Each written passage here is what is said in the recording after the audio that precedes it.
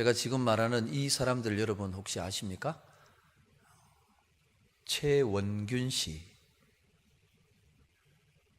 또 이삼순 씨를 아십니까? 우리 교회는 아닌 것 같고 누구지? 그러면 2009년에 개봉한 원앙소리라는 영화는 아십니까? 보신 분? 극장에서 봤다, 파일로 봤다, 아무도 안 봤어요? 원앙소리? 듣긴 들었죠. 원앙소리 영화가 있다. 그 주인공 할아버지 할머니 이름이 최원균, 이삼순이에요. 2009년 1월에 개봉해가지고 이게 독립영화인데, 독립영화는 특성상 관객수 10만이면 대성공이랍니다. 특별한 배우 없지요. 대단한 시나리오 없지요. 그냥 보통 사람, 일상적인 삶의 얘기를 다루는 영화였기 때문에 다큐멘터리 같은 거예요. 제작비도 얼마 안 들고. 그런데 그 관객이 그때 쭉 개봉 현재뿐만 아니라 2015년 1월 24일 현재로 집계된 영화진흥위원회 그 티켓 숫자를 보면 얼마나 사람들이 이 영화를 봤느냐. 293만 4,435명. 공식 집계예요. 10만이면 성공이다 했는데 어떻게 293만 4,400여 명이 봤느냐. 도대체 이 영화가 뭐가 있길래. 이 영화 내용이 이렇습니다. 저 경북 봉화 쪽에 사시는 할아버지 할머니 얘기인데, 이 주인공 최원균 할아버지는 다리가 불편한 분이에요. 다리를 약간 절룩절룩 절고 하시는 분인데, 어릴 때 가난해서 남의 집 머슴으로 들어가 살죠. 그 연세 분들 어른들 웬만하면 먹고 살기 힘든 남의 집 머슴을 갔어요. 19살에 3살 아래인 이삼순 할머니를 만나서 결혼하지요. 그리고 그 영화 만들어지기까지 63년을 두 분이 그 가난한 시골에서 그냥 손바닥만한 논밭대기를 일구면서 살아요. 그리고 그 세월 동안 구남매를 다 장성시키고 출가시키고 다 합니다. 그 영화를 이렇게 보면 자식 같고 가족 같은 이 할아버지 할머니의 일 도우미, 일벗이라고 할 수 있는 소가 죽죠. 40년을. 보통 소는 그냥 이렇게 살면 한 15년 산대요. 근데 이 소가 40년을 살았으니 자식처럼 이제 우리 인간 사람으로 치자면 백수를 한 거예요, 소가. 할아버지 기침 소리만 들어도 알고, 소가 이렇게 목에 달린 이게 원앙이잖아요. 소리 기척으로도 할아버지 할머니가 알 정도로 정들은 소가 죽자 장례를 하고 무덤을 만들어줘요. 그리고는 이제 젊은 소를 데려와가지고 그 소를 이제 부리면서 다시 이제 훈련을 시키죠. 그리고 다시 논으로 나가고 들로 나가서 그 고된 농사일을 한결같이 하는 거예요. 어릴 때부터 그 부모님이 고생하는 그 성치도 않은 몸으로 고생하는 걸 다 지켜본 자녀들이 이제는 그 소는 이제 워낙 정들었던 40살 된 소하고 이제 끝났으니까 이제 뭘 또 새롭게 하냐고. 우리 이제 살만하니까 어머니 아버지 우리가 모실 테니까 이제 이 힘든 거 좀 그만하시라고. 그랬더니 이 최원균 할아버지가 내 몸을 움직일 수 있을 때까지 나는 논으로 나가고 돌로 나가서 내가 살아온 대로 일하고 살겠다. 어머니한테 얘기해봐도 어머니도 너 아버지하고 같이 나도 내 몸 건강히 허락하는 때까지 살겠다. 이런 내용이에요. 이 할아버지 할머니가 어제 결혼했던 누구죠? 이나영, 원균이 아니고 원빈. 잘난 사람도 아니에요. 가진 사람도 아니에요. 내세울 만한 게 없는 그냥 평범한 시골의 노인들이에요. 근데 왜 290만이 넘는 사람들이 극장으로 가고 때로 그 영화를 보고 했을까요? 특별하지도 않고 튀지도 않고 돋보이지도 않는 너무나 평범하지만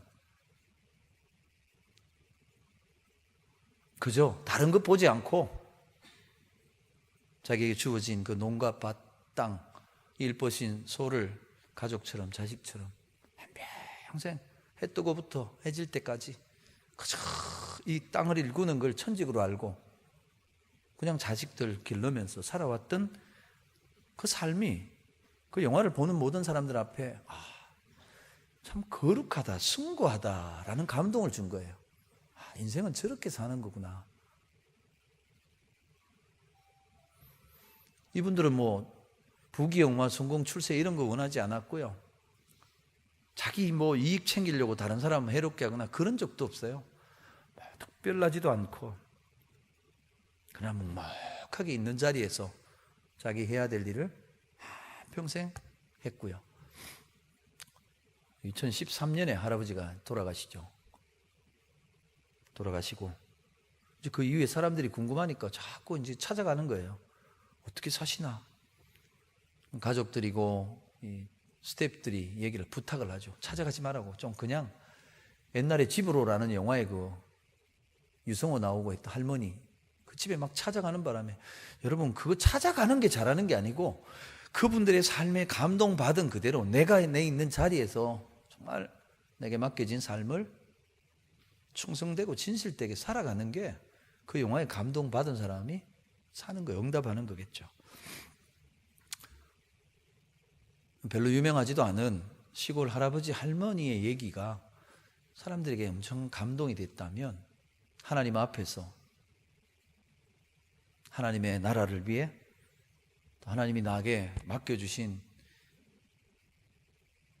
그 일을 좌우를 보지 않고 묵묵하게 헌신하고 충성하며 살고 내 이름 막 드러내려고 요란 떨지 않고 그저 하나님의 이름만을 내세우고 나는 가려지고 숨어지는 사람이 있다면 그건 하나님께 감동이 되는 사람일 거예요.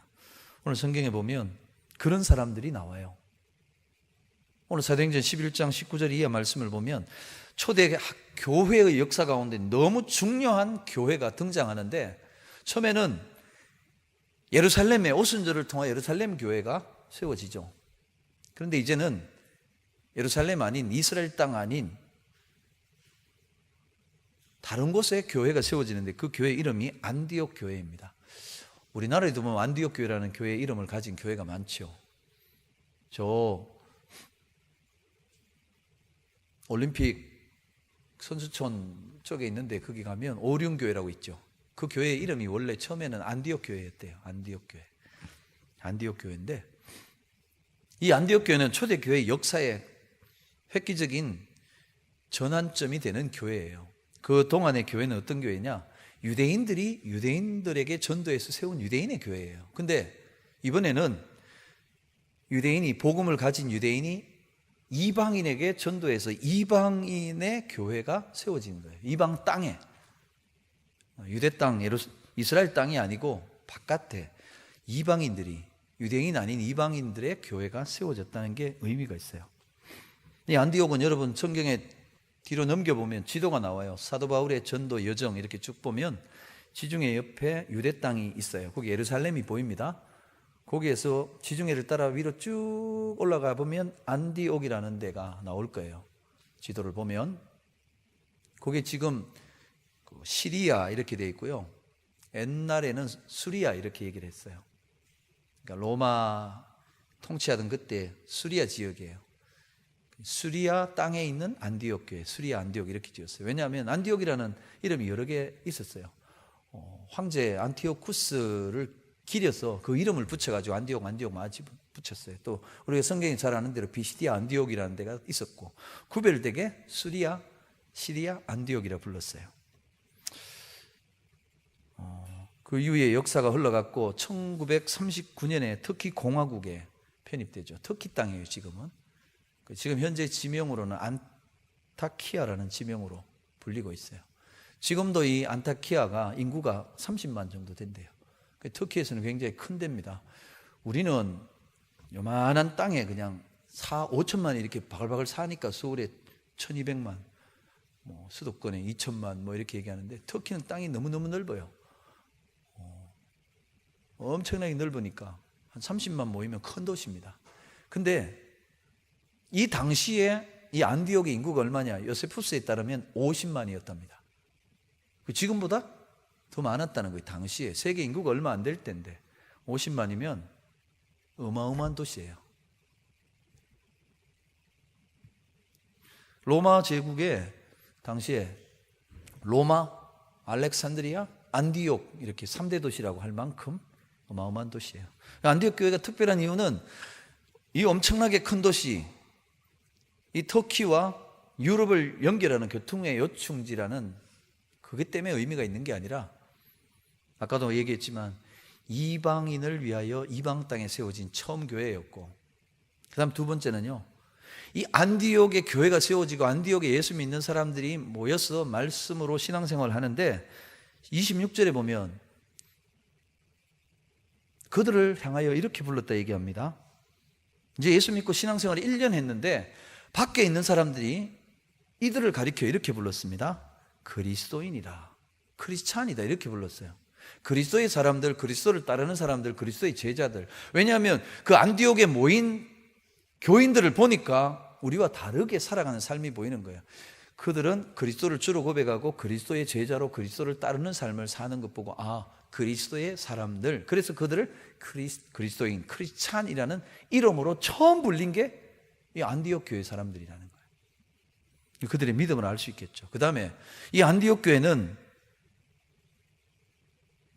이방의 사도 바울 사도를 선교사로 파송한 교회예요. 공식적으로 선교사를 처음 파송하는 교회가 안디옥 교회예요. 오늘 본문은 안디옥 교회가 어떻게 생겨났는가 이걸 가리키는데, 여러분 안디옥 교회는 누가 전도회가 누가 세웠느냐? 수제자인 베드로가 가서 전도에 세운 교회 아닙니다. 그가 파송받았던 사도 바울이 개척하여 세운 교회도 아닙니다. 오늘 본문을 보니까 이 안디옥 교회가 어떻게 세워졌느냐, 어떤 사람들이 세워졌느냐, 이 안디옥 교회 복음이 들려지게 된 이유와 배경을 이렇게 설명합니다. 19절 다시 보면요, 한번 같이 읽어볼까요? 19절입니다. 시작.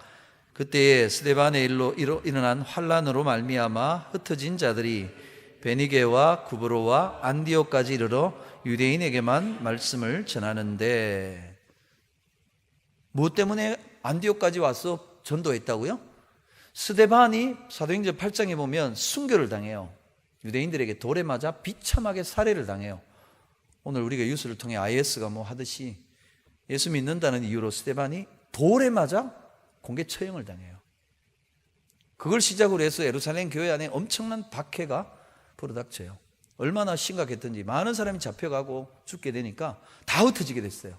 살기 위해서 흩어지는데, 여러분 IS나 이런 사람들이 있으면 어떻게 돼요? 사람들이 도망가야 되잖아요. 도망갈 때 이삿짐 다 챙겨 갖고 갑니까? 그냥 다 놓고 몸만 피하는 거예요. 그래서 다 잃어버리고 다 빼앗기고 탈출을 해요. 그렇게 나온 사람들이에요. 여러분 예수 믿다가 다 잃어버리고 다 빼앗기고 빈 몸으로 겨우 몸만 챙겨 나온 거, 이거 잘된 일입니까? 축복입니까? 저주입니까? 1, 2부에 이어서 3부 우리 청년들도 아무런 대답을 안 하네. 잘된 일이지. 아니야, 그건 뭐 그게 잘된 일이야. 여러분 예수 믿었는데 다 잃어버리고 다 빼앗기고 쫓겨났습니다. 이게 축복입니까? 저주입니까? 네, 대답 안 하는 게 정상이죠. 축복이라는 게 이게 뭐 축복이냐? 내가 예수 믿었더니 직장에서 잘려 뭐 이렇게 하는 일이 꼬여. 축복일까요? 저주는 아니라는 건 알겠는데 축복이라는 걸 인정하고 싶지 않은 거예요. 근데 여러분 한번 예를 들어 볼게요. 요셉이 형들에게 팔려 애굽의 노예로 팔려갔습니다. 축복입니까? 저주입니까? 잘된 일입니까? 인생 꼬인 일입니까? 결론을 다 알잖아요. 요셉이 노예로 안 팔려갔으면 총리가 되어서 흉년의 때 애국과 온 세상을 구원하는 일을 할 수 없은 거예요. 그냥 단순히 눈앞에 지금 현상만 보면 노예로 팔려간 것, 형들에게 버림받아가지고 비참하게 끌려간 건 이건 저주 같아요. 망한 건 내 인생 망한 것 같아요. 근데 나중에 보니까 축복이더라는 거예요. 지금은 꼬이는 거예요. 지금은 저주 같아요. 지금은 망한 것 같아요. 지금 내 인생이 왜 이러냐 이렇게 생각이 되는데 지나고 보니까 그게 축복이더라는 거예요. 오늘 이 사람들이 환난 때문에 알거지가 돼서 맨몸으로 안디옥까지 왔어요. 흘러 왔어요. 근데 와서 이들이 내가 예수 믿다가 예수를 전하다가 이 모양 이 꼴 된 거 저주받은 거야 그랬더라면 전도 못해요. 여러분, 내가 삶이 성공하고 형통할 뿐만 아니라 망하고 기울어지고 비참한 가운데 있어도요,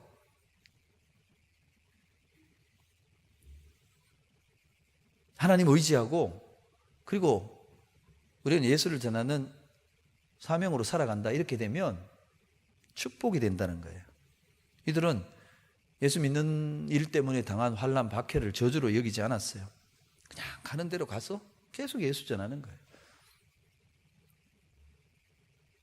그런데 19절에 보니까 이 유대인들이 환난을 피해서 안디옥까지 오기는 왔는데 전도를 합니다. 누구한테요? 유대인에게만 해요. 먼 이방 나라까지 와놓고도 전도는 자기 동족들한테만 하는 거예요. 이 예수님의 복음은 우리 유대인들만을 위한, 선민만을 위한 거다 이렇게 여겼어요. 근데 20절에 넘어가 보면 구브로와 구레네에서부터 온 몇 사람이 있었대요. 이 사람들은 헬라인에게도 복음을 전해요. 여러분, 이거는 혁명 같은 일이에요.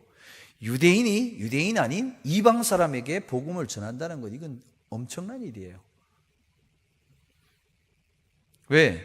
유대인은 이방인을 뭐라고 생각했냐 하면 이방인은 지옥의 불쏘시개 역할밖에 없고 구원은 우리 유대인에게만 있다 이렇게 생각했거든요.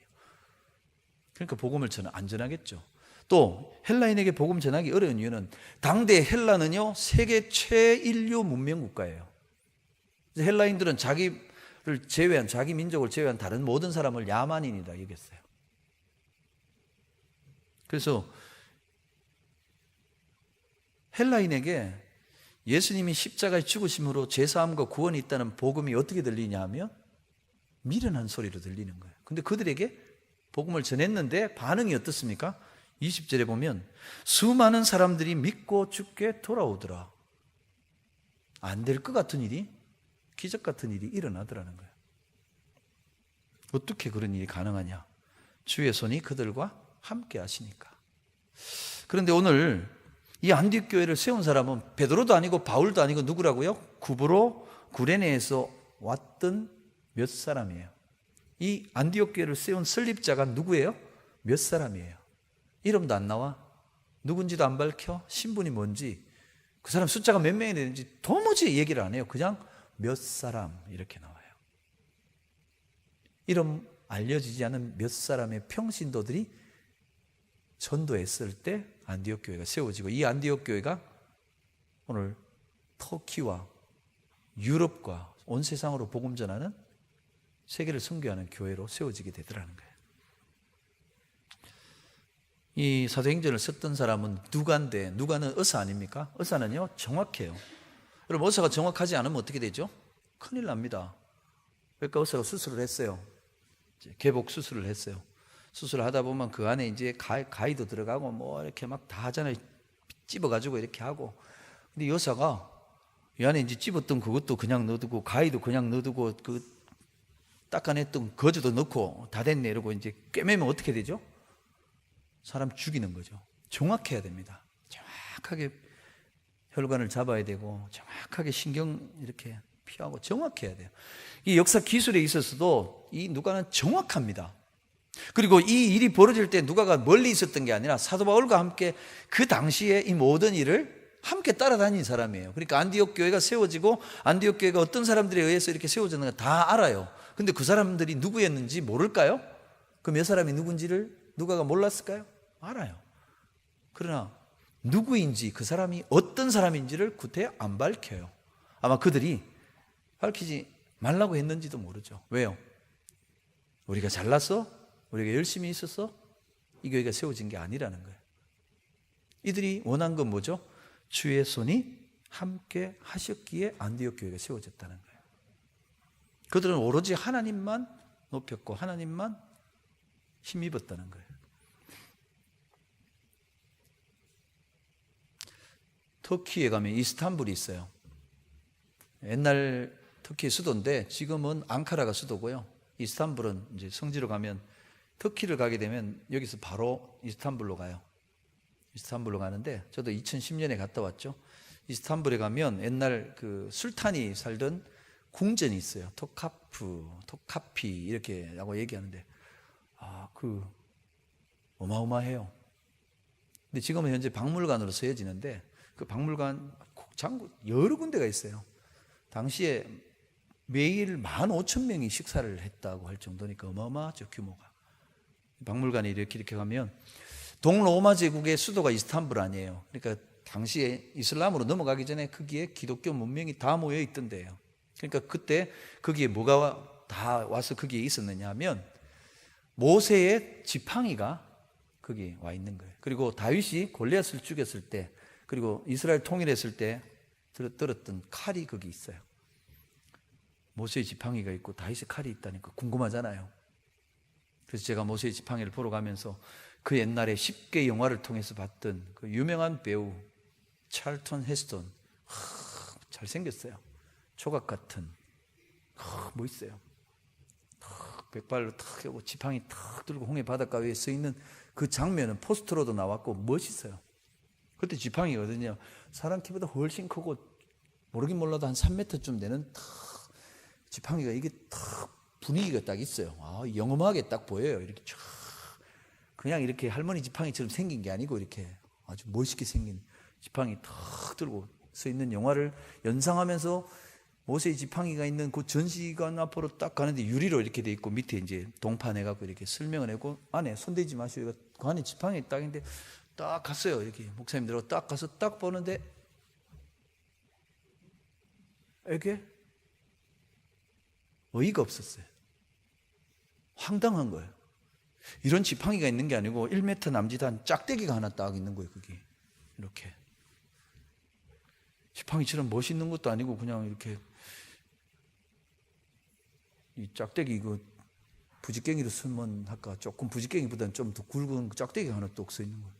저 만지자 그랬더니 저게 기냐 그랬더니 가이드가 기대요. 기라고. 아니다고, 아닌 것 같다고. 근데 실제로 중동이나 이 지역에 양을 치는 목동들이 쓰는 지팡이가 그거래요. 지금 거기 토카프 궁전에 있는 거. 쉽게 해서 본 멋있는 그런 지팡이는 그 중동 땅에서 구할 수 있는 나무도 아니에요. 이거는 멋있게 해놓은 거고, 실제로 들고 다니는 목동들이 들고 다니는 지팡이가 이런 거래요. 진짜 초라해. 저거 가지고는 홍해가 안 갈라질 것 같아. 저거 가지고는 반석이 안 열릴 것 같아. 저거 가지고 갔을 때 저 바로가 말을 안 들을 것 같아. 근데 그 지팡이를 들고 어떻게 합니까? 바로를 항복시키고 폭이 32km가 되는 홍해를 갈릅니다. 지금도 이라크 땅에 있는 거기 가면 반석 갈라져, 물이 나온 반석의 바위가 있는데 갈라져 있는 모습이 나와 있어요. 그걸 그 나무 짝대기 같은 지팡이를 가지고 해요. 근데 그 지팡이가 뭘 대단하거나, 우리는 생각하기에 찰턴 헤스턴이 들고 있던 멋있는 지팡이가 뭔 영험에서 능력이 나올 것 같은데 지팡이 자체는 아무 능력이 나오는 게 아니에요. 그 지팡이가 하나님께 순종하는 모세의 손에 들려질 때 지팡이를 통해 하나님의 역사가 나타나는 거예요.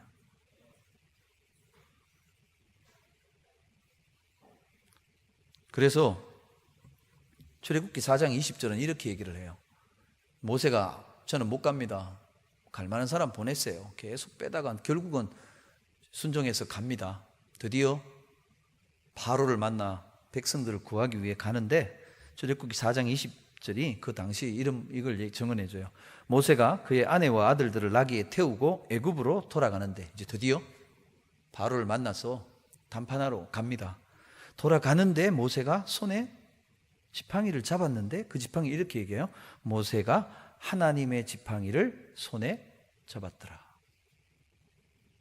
자기 뜻대로 양칠 때는 이건 모세의 지팡이, 양이나 다루던 지팡이인데 말씀에 순종하고 하나님을 의지하고 나가니까 그 지팡이가 누구 지팡이 돼요? 하나님의 지팡이 돼요. 여러분, 하나님 어떤 분이에요? 천지를 창조하신 분이에요. 우리 인생을 주관하시는 분이에요. 바로를 굴복케 하시고요, 이스라엘을 해방시키고 홍해를 갈라 이스라엘을 건너게 하시고요, 그 하나님이라는 거예요. 근데 이 지팡이는 모세 자신을 가리키기도 해요. 모세가 하나님 앞에 너 가라 그런데 나 못 가요. 나는 뭐 내가 갈 수 있는 게 아무것도 없는 거예요. 하나님이 군대를 붙여준 것도 아니고 그에겐 뭐 힘과 능력과 젊음 준 것도 아니고, 젊을 때는 하나님이 뭐 외면하시더니 80 다 돼가지고 꼬부랑 할아버지 되니까 힘도 없는데 이제 가래요. 열받기도 하고 나 이제 못 간다 그러고, 군대를 주든지 뭘 돼야지. 아무것도 할 수 있는 게 없는 노인이에요. 근데 가라는 거예요. 왜요? 내가 너와 함께 하겠다. 그러면요, 볼품없는 나무 막대기가 하나님의 지팡이가 되듯 볼품없는 노인이 위대한 출애굽의 지도자가 된다는 거예요. 오늘 저와 여러분의 삶도 마찬가지예요. 우리는 뭘 가져야 되고 배워야 되고 뭐 성공하고 출세해야 되고 뭔가 있어야 돼요. 원비는 안 돼도 뭐 이렇게 준비는 돼야 되고 이렇게 생각하는데 그거 아니라는 거예요. 우리 모습 이대로 하나님 손에 붙들리면 하나님의 손이 우리 인생을 영광스럽게 한다는 거예요. 우리나라 그 미술계의 거장이고 원로 돌아가셨죠. 음보 김기창 화백이 계시는데, 이분 작품을 전시하는 작품 전시에 어떤 그림이 하나 걸렸는데, 어떤 그림이냐, 여러분 공부할 때 쓰는 노트 있죠. 노트 공책 종이를 북 찢어가지고, 그것도 예쁘게 찢은 것도 아니고 북 찢어가지고 여기다가 그린 그림이 걸려 있어요. 근데 그게 작품이에요. 제가 집에 가서 공책을 하나 북 찢어가지고 그려봤는데,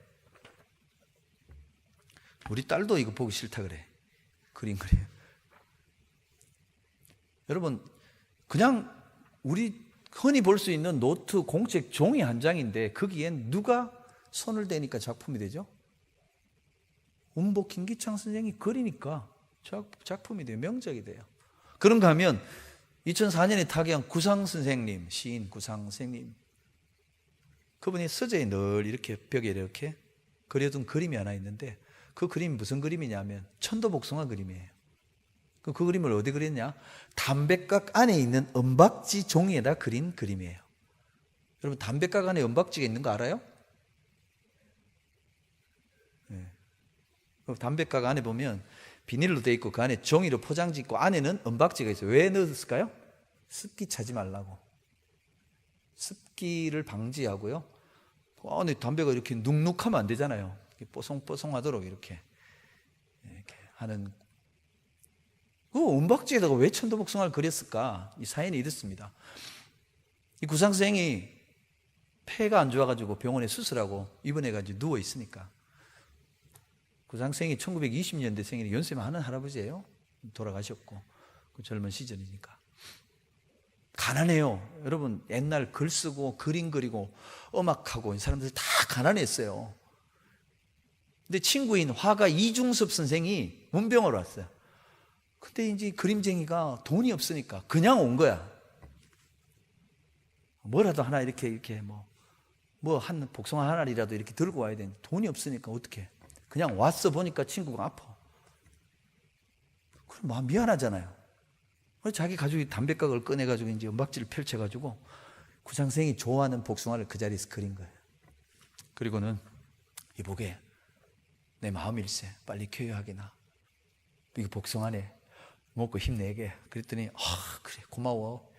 그걸 복숭아라고 주는 이중섭 선생이나 복숭아로 받고 감사하는 구상생이나 둘이 통하는 데가 있는 거예요. 근데 이거를 서재에다 붙여놓은 거예요. 여러분, 담배 종이에다가 이중섭 선생이 그렸으니까 작품이 되지, 제가 그리면 확 구겨가지고 쓰레기통 확 버려야 돼. 제가 이렇게 해보니까 저는 미술은 달란트가 없는 것 같아. 옛날부터 미술은 미이상을 못 받았는데, 그것도 실기가 아니고 이론할 때 이론으로 보충해서 미가 되는데, 저는 손을 대면 낙서가 되는 거야. 그 스케치만 하고 끝내는 게 제일 좋아. 작품이 돼요. 여러분, 노트 종이나 담배 그 은박지가 미술하고 거리 먼 나 같은 사람한테 있으면 이건 쓰레기가 돼요. 근데 이게 이중섭 선생의 손에 잡히니까 작품이 되는 거예요. 저와 여러분의 삶도 마찬가지예요. 누구 손에 잡히느냐예요. 하나님 손에 잡히면 저와 여러분의 인생이 작품이 되는 거예요. 축복이 되는 거예요.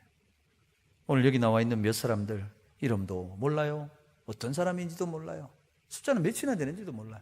그러나 그들이 오직 하나님만 의지하고 주님의 손만 의지하고 복음만 전했더니 그들을 통해 세워진 교회가 이방 세계를 전도하는 선교의 전진 기지가 됐고, 이 안디옥 교회를 시작으로 이 복음이 오늘 저와 여러분에게까지도 와 있는 거예요. 오늘 저와 여러분도 주님의 손에 붙들리고 주님의 손이 함께하는, 그래서 저와 여러분을 통해서 하나님의 영광이 드러나고 하나님의 놀라운 구원의 역사가 일어나는 축복된 삶이 되기를 바랍니다.